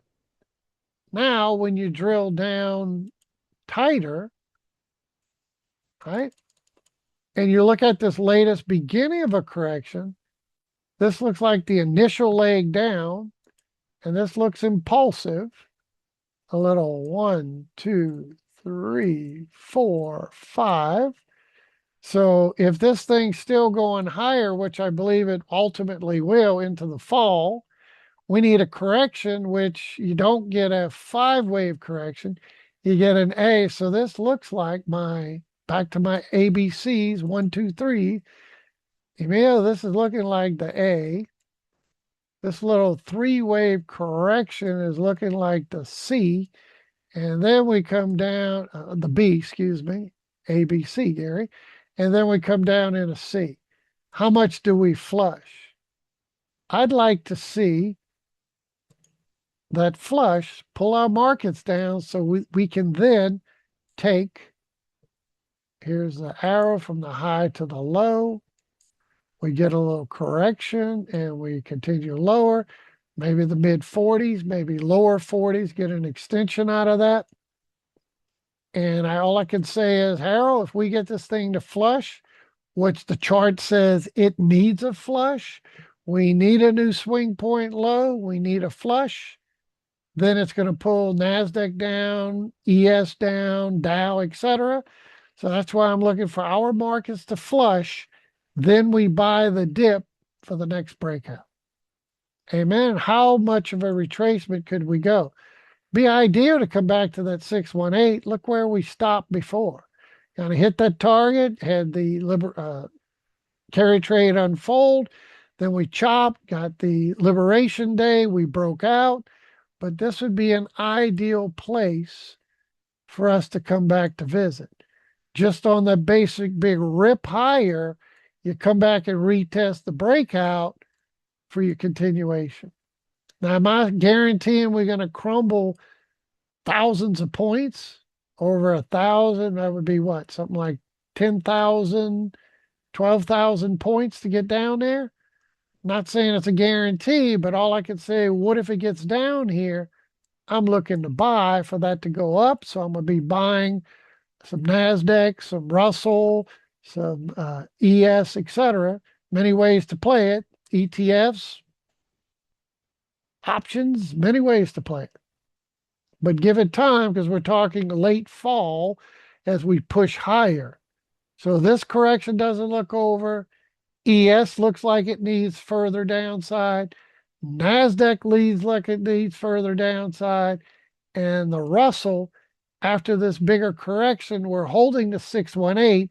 But if the Nikkei flushes, ES flushes, Dow even does the same, it flushes. We're due to that same kind of rip. Maybe we come back and retest the breakout or a little bit lower and get a 618 retracement. It's all setting up perfectly, in my humble opinion.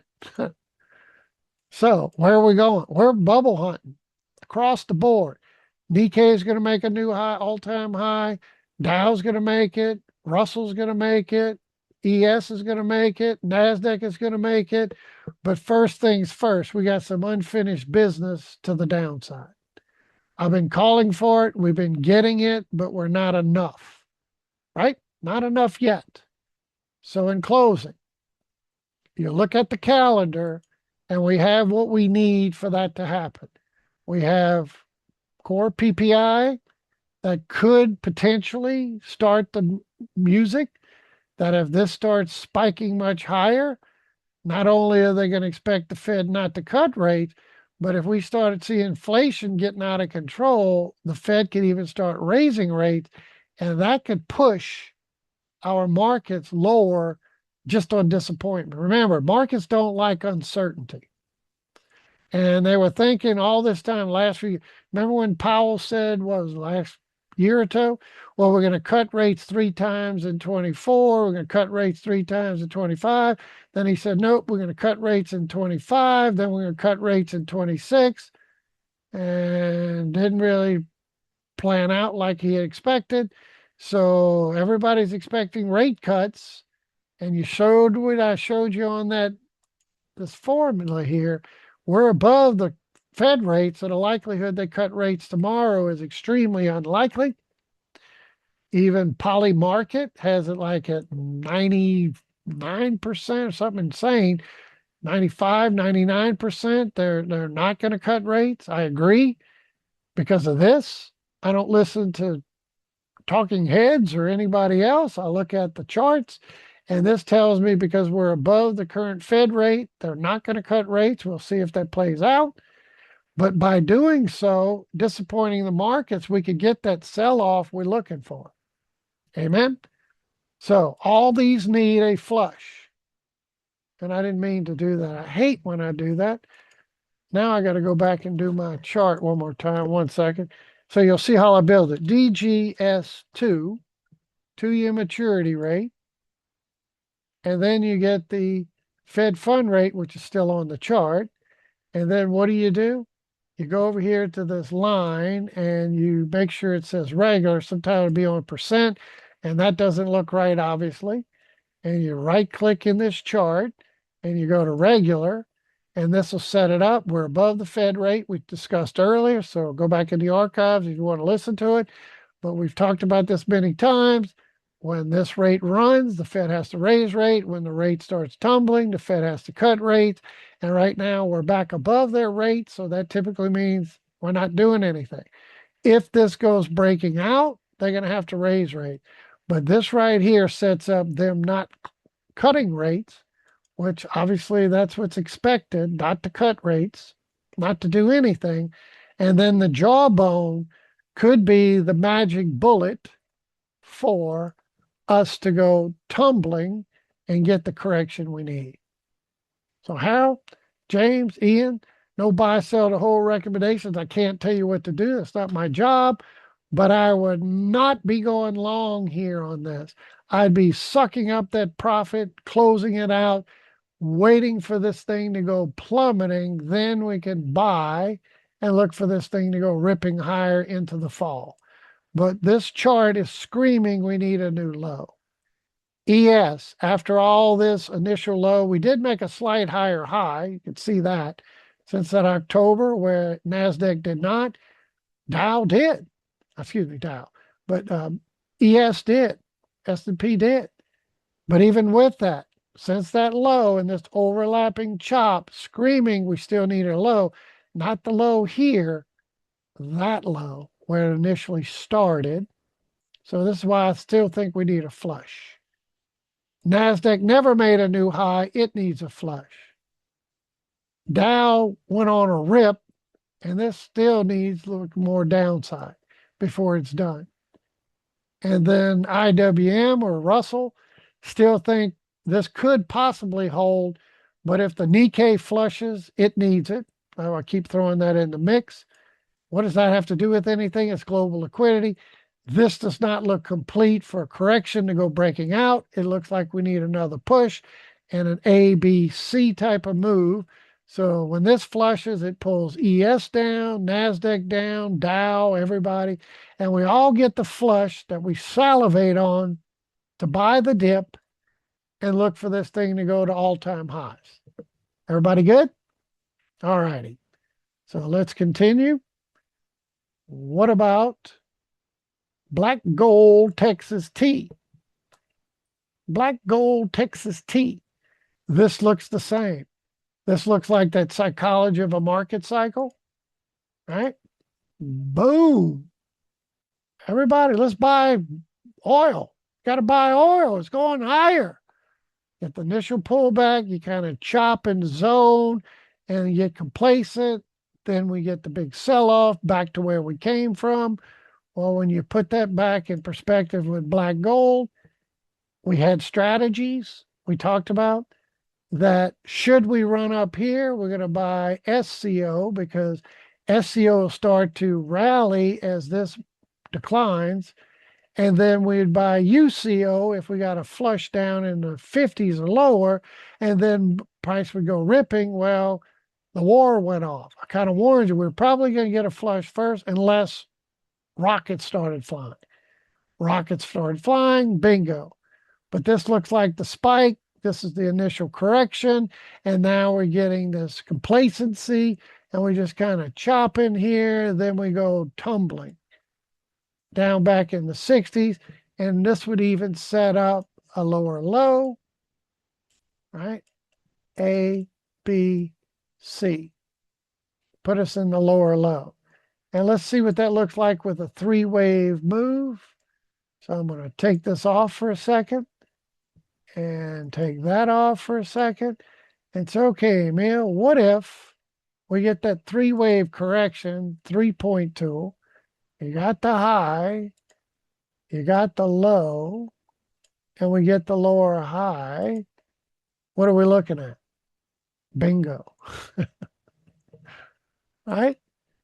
Even if we just A equals C, that's the initial move. That's the correction. The next move, C equals that. That would put us right at 60. If we get the extension, that'd be 54 and then 48. Beautiful. So in my humble opinion, I'd be very leery about expecting this thing to go ripping high. Sure, it could. I mean, they already took out Carg Island where they dispense all their 90% of their oil.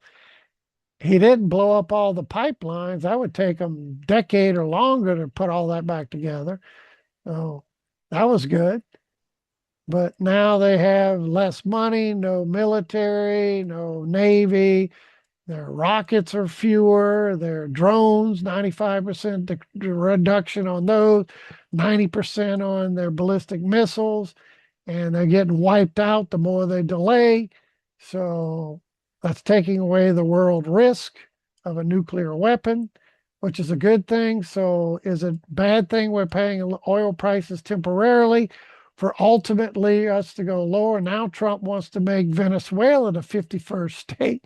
So imagine we have more oil than anybody in the world, hands down. And if we then bring in Venezuela as our 51st state, then they have a good bit of oil. That really puts things into perspective. But all that means is oil prices are going to come back down. Is this the spike and that's the end? This price action makes me look like, because it did a beautiful 618 retracement and stopped, right? Emil, you don't make this stuff up, do we? From the high to the low, it's just a 2.2 this time. High to the low, where do we go? Right to a 618 and stopped. And we're just kind of chopping. So bigger picture, A, B, C, we should flush. So I'm expecting that SCO is going to start to pop when this starts dropping. We initially got it, and it's overreacting because of the big volatility where we went down to 75 bucks and we ended up back at 100. So I have a little nibble down here, some SCO, and I'm looking for this thing to go rallying toward the upside as oil prices recover. And UCO is still up, even though oil prices are off that 130 price. But remember, that was over the weekend, and these aren't open on the weekend. So it didn't reflect all that. So it reflected the dip and then the rip back. And it looks like it's still going higher. But this baby is, as oil prices start coming way down, this thing's going to start tumbling down as well. But it's just real volatile at the moment. So if you're in this UCO, I definitely would be taking profits. And maybe it goes a little higher, but I really see it starting to reverse. This looks too parabolic, like that psychology of a market cycle, and we need to come back down to reality. So definitely be sure you're taking profits on UCO if you own any, and take advantage of that move. To be thinking this is going to just keep ripping higher, very unlikely. Anything's possible. But now that the Carg Island's been taken out, oh, we're going to send some allies through there with their drone sweepers. If they did put any mines in the Strait of Hormuz, but once that's wide open and the flow starts again, we're drilling more than we ever have. We're producing twice as much oil than we ever have, and that's continuing, maybe going to triple. We throw in Venezuela putting out millions of barrels of oil that we're producing to our refineries. So our economy is going to start taking off, but I still think we need this correction on oil prices. And it's not good right now. Yet gas prices fly higher. And even as oil starts to push lower, gas prices are going to take longer to come back down, but they will. So be careful on this. Any questions on black gold? Again, this rip was too fast, too far, too quick. And the price action says we need to push lower. Let's finish up. I kind of went long today. Gold, same thing. Ditto, rinse and repeat. Gold, we had the big rip. This is impulsive. This is overlapping. So what do we need? Push lower. We're looking for this thing to go pushing lower, hint, hint, hint. In the next several days, we need a new swing point low, likely going to come down. My kind of target zone is around that 42 down to about 37. Somewhere around 4,000 would be ideal. So anybody trading gold in the short term, be careful because I definitely think it's going down. Then once this is over, then we can go back up in continuation. Amen. Silver, ditto. I warned everyone with this parabolic psychology of a market cycle. When the more parabolic you go, you need at least a 50% reduction and decline minimum. This thing was right at like 48%. And I don't think it's over. This is the initial move down, 3-wave correction. We're in the midst of a 5-wave down, ladies and gentlemen. 1, 2, 3, 4, 5. How much lower do we go? I'd love to see this come back down to 50, 40 range. And that kind of fits that psychology of a market cycle. We kind of chop, we went parabolic, and we're in that complacency zone. And then we get the flush down. So, yep, be careful on this. Expect short term, we're going down. In the long term, I do think we're going to go higher. But first things first, we got to get the flush. Any questions? Good to go. And Bitcoin, again, you know the story with Bitcoin. This is part of the corrective action. We're going to get a push probably into the 90 to 115 zone before we're done. I'm looking for an A, B, C type of correction where we'd kind of top out like sometime around June or May or June. Then we get the last thrust lower. So on this, I will say, ladies and gentlemen, hint, hint, hint, my humble opinion, this is not the low. We're going to get a crypto winter low and probably late fall. That is the plan. September, October, somewhere around like that. Could push toward 27, but somewhere in that zone. And we're going to get a lower low somewhere between 50,000 and 30,000. So what lessons have we learned in the crypto arena? You buy crypto when it's low, you sell it when it's high. And how do we know when it's low? When I tell you it's low and it's time to buy, and I'm already giving you the target, it hits 50,000, start buying. It hits 40,000, buy a bunch more. It gets anywhere near 30,000, back the truck up. I said that back in 2022 when Bitcoin was below 20,000. I said it's a steal of a deal. That was the same type of move. And we said, you'll regret not buying some here because when it runs toward 150, you're going to be sorry you didn't get it. We only went to 126, not too shabby, from below 20 to 126. I think anybody trading out there would be more than happy to take that. And hopefully most of you did since we talked about it. And now I even said, while we were climbing higher, I gave you this target a long time ago that if we get to the target or not, we'd figure it out. But I'm thinking 50 to 30. And because we didn't go much higher, this is very extremely high probability. So this low is not the low. We will make new lows today, tomorrow, next week, next month, in late fall. You hit 50,000 and lower, that's time to start buying Bitcoin, and you're going to hold it till 2029, late of 2029. Why is that? Well, here's a cycle. It's like a perfect clock. Set your watch by it.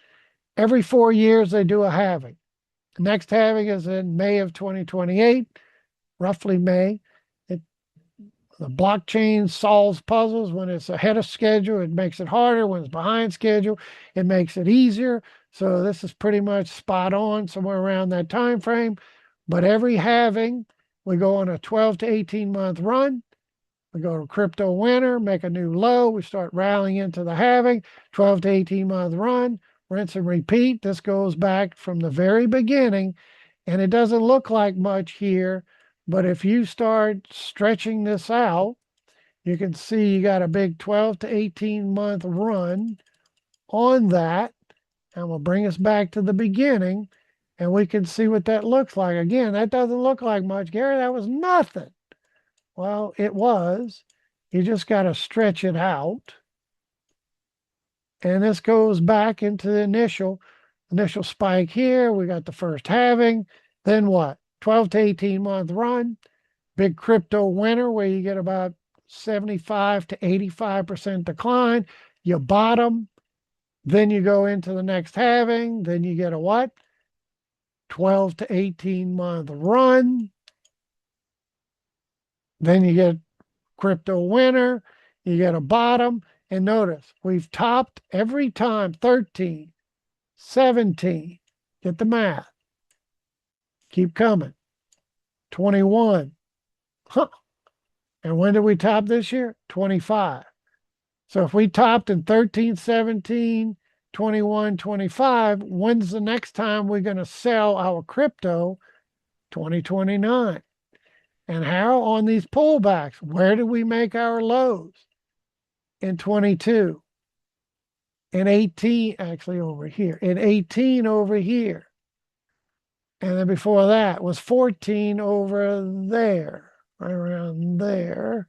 Actually, let me get that low, but you get the point. 14 was the low, 18 was the low, 22 was the low, right? What's next? 26 is the low. Everybody following me? So start nibbling at 50.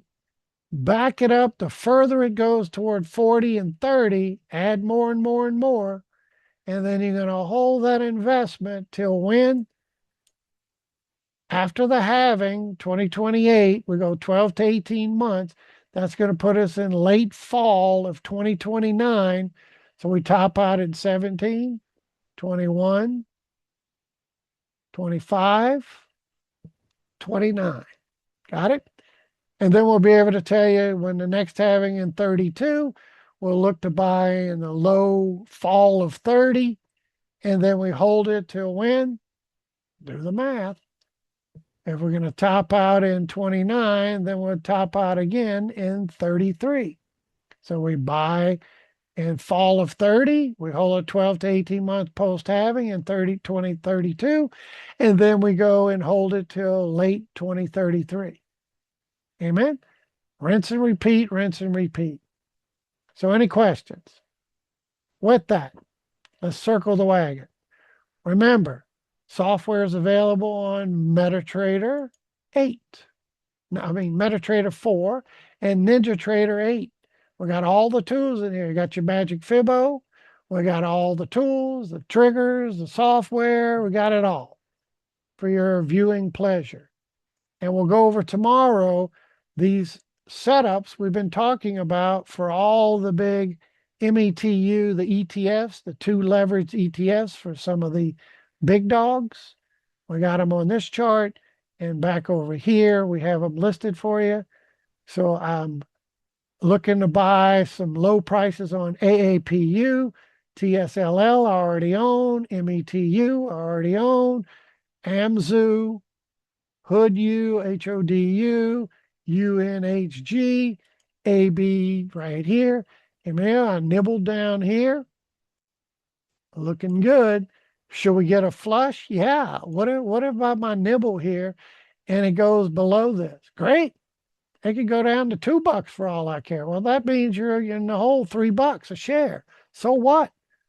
I think when we go ripping into the fall and NASDAQ goes breaking out, S&P goes breaking out, Dow goes breaking out, Russell goes breaking out, the software like Adobe's been pounded down to submission, and then you throw in the software, it is setting up for a big bounce. I think I have it on here somewhere. Look at the software setting up, ladies and gentlemen. We got a slingshot lower, or probably get another push lower if our market's flush, like we've been talking about. But we got a daily in oversold territory. We come over here to the weekly. We got a weekly in oversold territory. And this is a relatively new ETF to leverage on Adobe. But the monthly, we don't have a whole lot of data. But it's like, why would you buy this thing? Look at this chart. It went from $17 and it's all the way down to $5. Got a low around that 4 and change. And what is that? That's when I bought some and I'm buying some more. And I'm looking if it dips even to $3 or $2, I'm gonna keep adding. And I'm looking for a retracement. Well, Emil, what if we just get simple? And this is in the drawing tools, my Fibo retracement extension. What if this thing just gives us a 618 retracement? Well, I can buy it at $5 and it goes to 12. I'll take it. That's more than a double. I'll gladly take that. Even if you just correct it. Well, what if it does an extension, goes to 18 or 20? Even better. That's a quadruple. All right. So am I trying to tell you to buy this? No, I can't tell you what to do. I'm just telling you what I'm doing. And I expect we get the rip in the markets going into fall. Then all of these products that are leveraged on these stocks are going to also do it, especially the big dogs like TSLL, APU. Got a beautiful retracement holding in here, expecting this thing to go much higher in the weeks and months to come as the markets go ripping higher. NASDAQ, Russell, S&P, and who else? Dow. They all go ripping higher into the fall. That's going to pull Apple higher. And as Apple goes higher, APU goes higher times 2 leverage. So with that, and also UNH. UNH is down here. I have some of this UNHG, the leverage product, and I'm expecting this thing to go ripping in the same type of thing. What if we just get a retracement back to 618? That would put us in the 460 range, a couple of $100. And what is that going to do to APU? I mean, the UNHG times 2, it'll do twice the move. So if we make a 78% run on this, just to make a 618 retracement, this thing's going to do double that, which would put us in the 160, and that would put us up about $26. And we could buy down here at 10, $11. I like it. More than double, maybe triple.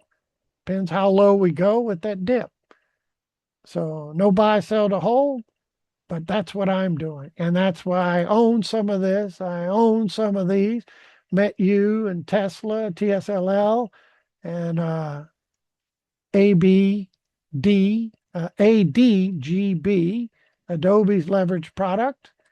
That's right there. 2 leveraged on Adobe. That's it. That's the plan. So there you have it. So with that, I'll say good luck. God bless you. May the pips be with you. I'm humbled and honored to be your mentor and instructor. Join us again tomorrow. That's it. That's all.